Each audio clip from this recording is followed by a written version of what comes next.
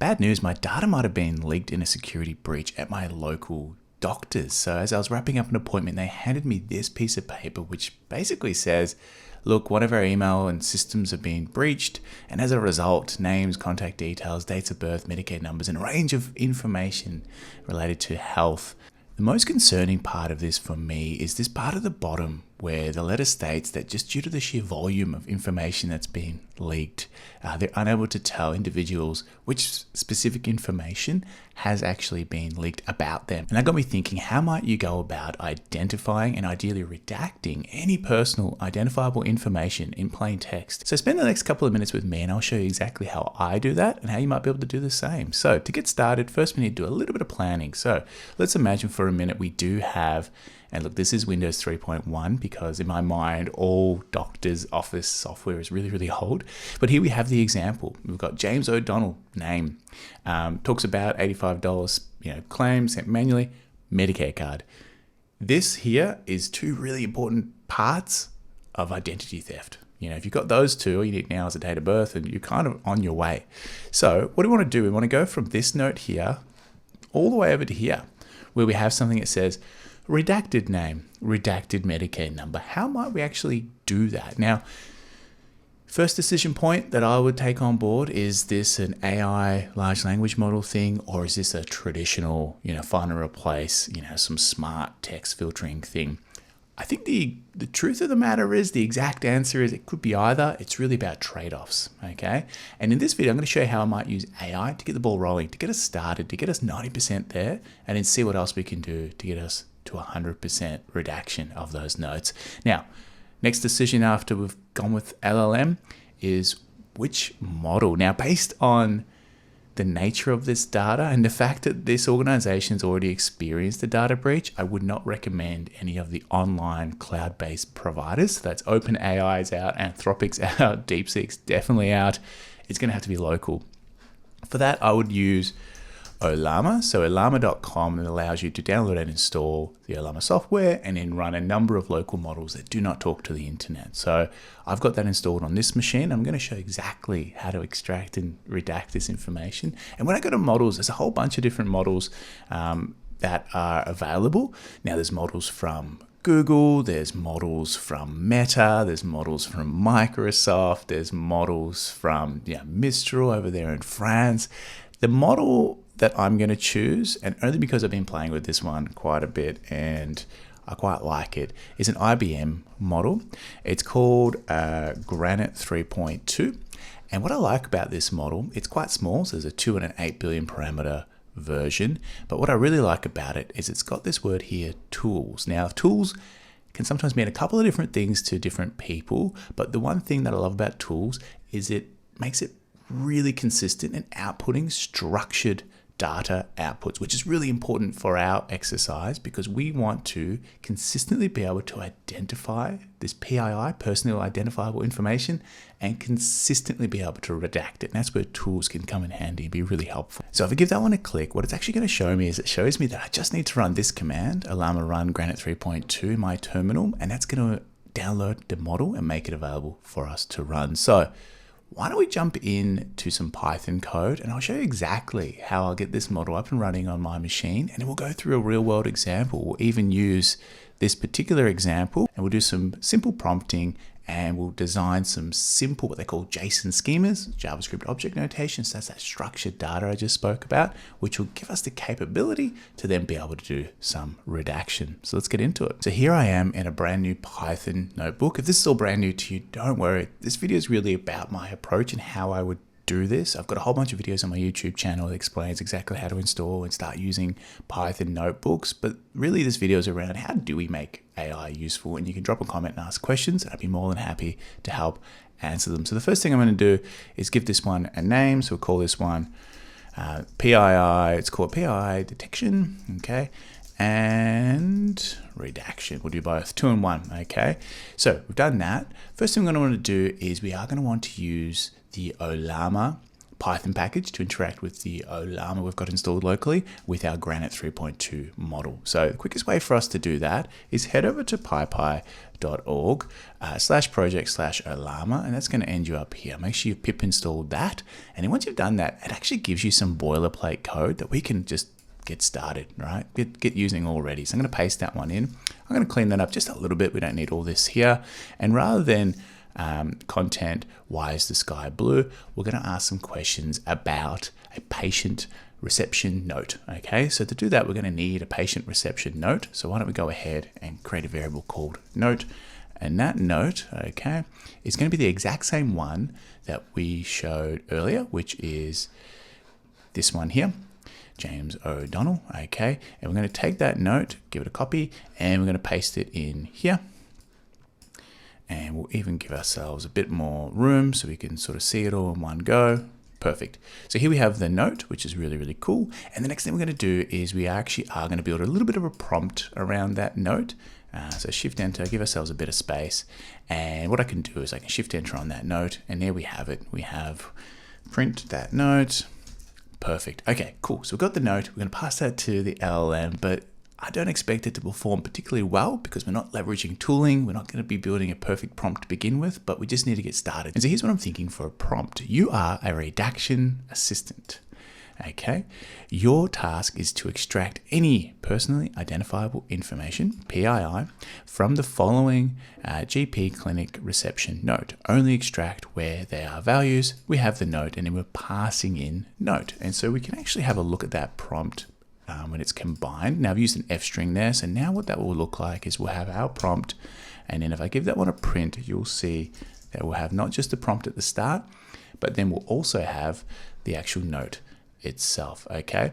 And what we're hoping to get out of this is we're hoping to identify that we've got a name in here, and we're hoping to identify we've also got a Medicare number. So let's go ahead and give that a go. And we're not going to do too much as far as tooling is concerned. We are just going to test this one out. Now, straight away, you'll notice that we're on Llama 3.2, but we actually want to use Granite 3.2. So not the Meta model, but the IBM model. Next up, we don't want the content of our prompt to be why is the sky blue. We actually want that to be our prompt. And the cool thing is, give ourselves a bit more space. We can actually just paste that straight in. So, okay. And we'll take this print out for now. We'll put that below and we'll let that one run. Now it might take a couple of seconds. I'm running this locally on a M2 MacBook Air. So not the world's fastest computer. I do have another machine and we can connect to that one over the local network and do it there. But fingers crossed, I'll be able to get my hands on the NVIDIA Spark, which is coming out in a couple of months from when this video has been recorded, which will be a much, much faster machine. Cool. So that is run. And so what we can do now is we can go ahead and just print that response just to sort of see what we're working with. Okay. And this is with minimal tooling. So no tooling and minimal prompting. Okay. So number one, James O'Donnell, this is personal name, which could be considered PII. Agree with that. Number two, $85. I'm not thinking that's PII, but we'll see what it says.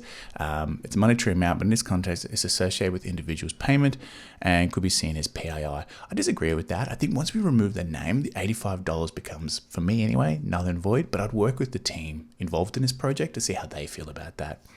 Next up, we got this one here. This appears to be a Medicare claim number. Claim number, I think it's a card number, but that's okay, which can be classified as PII. So there we have it. It's come up with three. I think there's only two.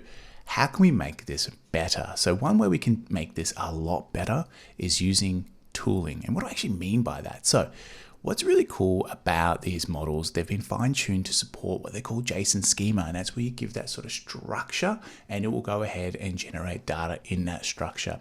Now, if you've never done this before, it won't make a whole lot of sense, but I'll talk you through it so we can do it together. So the first thing we're going to want to do is we will be using Pydantic. Now, Pydantic is a great package, which is what we'll be using for our JSON schemas. So we'll just say from Pydantic, import base model. Okay. It helps if I spell things right. There's no I there and Pydantic. There we go. Next up, we are going to be, Pydantic uses a thing called typing, and we will be using list. And I think we might even use optional, but for now we're definitely using list. So let's go ahead and from typing import list, so Shift Enter on that. And we're going to use enums, and enums are a great way for us to have singular categories that we can then provide back to the model to sort of select from. So To get us there, I've actually prepared something earlier. What I'm going to do is I'm going to work backwards from our list, which will make a bit more sense in a second. So what I mean by that is I'm going to create a list, and that list is going to contain a list of PII. But you're probably wondering, well, where's your PII? My PII is going to be made up of these objects here, which are a PII type, the value, so it's going to extract the value. It's going to provide me, I'm asking it for a reason. Why do you think this is PII? And I'm going to ask for some confidence. How confident are you between 0 and 1? And we'll make that a floating point number. So if it's 0.5, it's 50% confident. And we as humans can decide how we want to interpret that, if it's useful, if we put any value to that or ignore it. And then finally, we need some sort of list.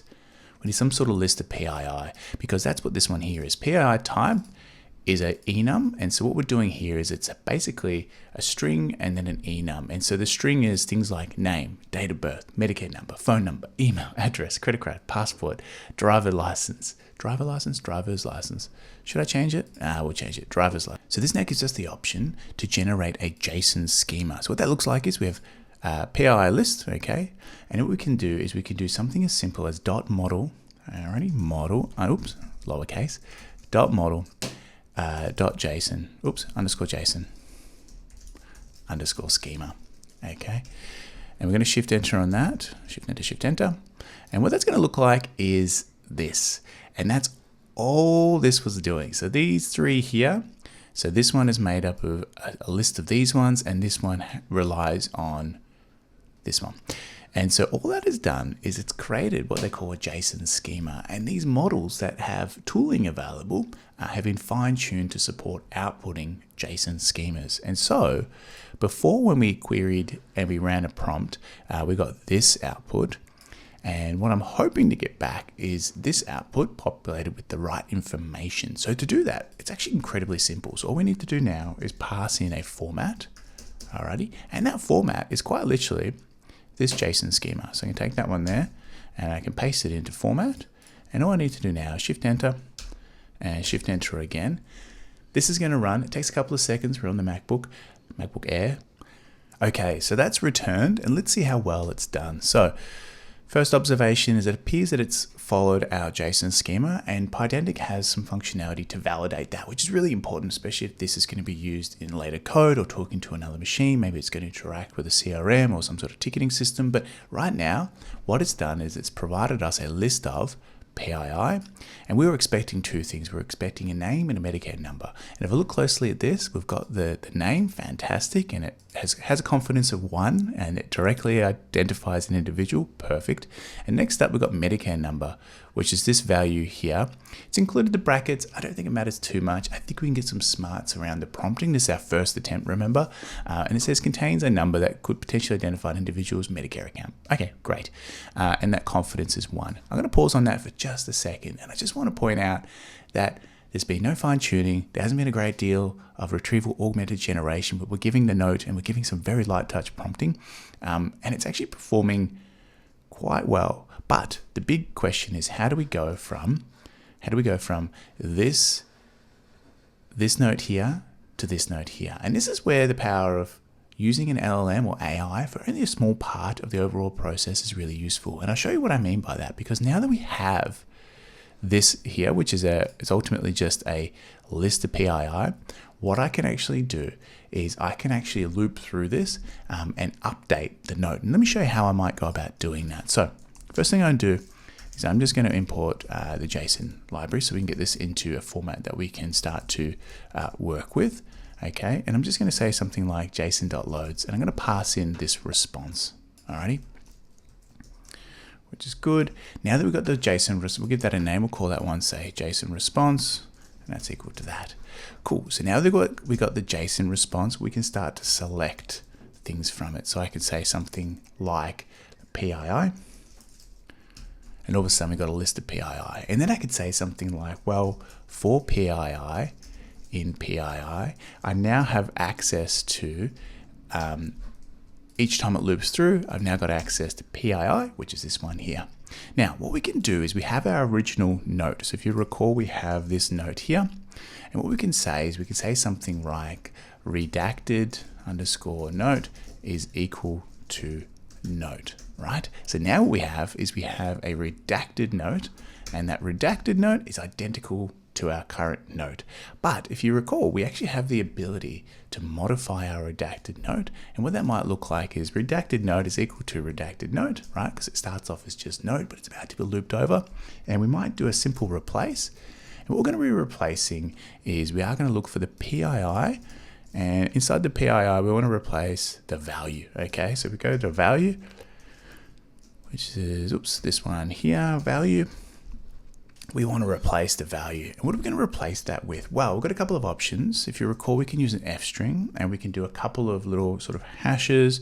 We can say redacted, and in there, we can actually add in the type of PII. So if you recall, we've got PII, and in there, we've got the actual type of PII. So we can actually replace the value with just say Medicare number. So to do that, we just copy that, paste it in.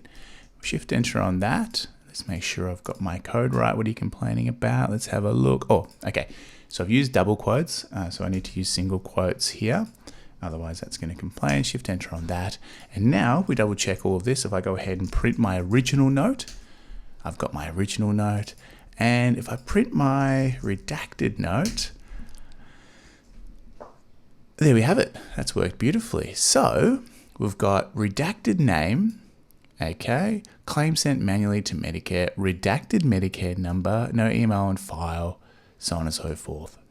Awesome. So we now have a very early iteration, bit of a toy example, but early iteration of how we might go about redacting, identifying and redacting information, personally identifiable information in these reception notes. So as you can see, that didn't take very long at all. We went from having a problem statement where we had a note which had some personal identifiable information. We were able to have a very basic prompt, and I don't think this prompt is perfect by any means. In fact, I think as we provide more notes example, we will want to expand and tweak that prompt. And then by looping through the structured output, which is a very cool feature of these large language models these days, we were able to apply the redaction. So where to from here? In the next video, I'm going to show you how you will go about generating some ground truth data. So 200, 300, 400 examples with what you would expect to be in each of those notes. So is it a mobile number? Is it a date of birth? Is it a Medicare? Is it a driver's license? I will show you how I would go about looping over those and then validating and creating some metrics around that. And finally, after we go to the ground truth, I want to also share with you how we can build tools that will automatically do prompt engineering and leverage lots of larger models to take an initial prompt, have a look at how it's performing, where it might be failing, and then rewrite that prompt. If this is at all helpful, please make sure you follow along for more. Drop a comment, drop a like, all that good stuff. And look, whilst the world is losing their mind over the next latest AI model, I think for the most part, some of these smaller models that have been released in the last 12 and 24 months are fantastic and are already sort of good to go with the right pipeline, the right prompting. I think we can get a lot of value and solve some of those less exciting tasks, like identifying and redacting PII. Thanks so much.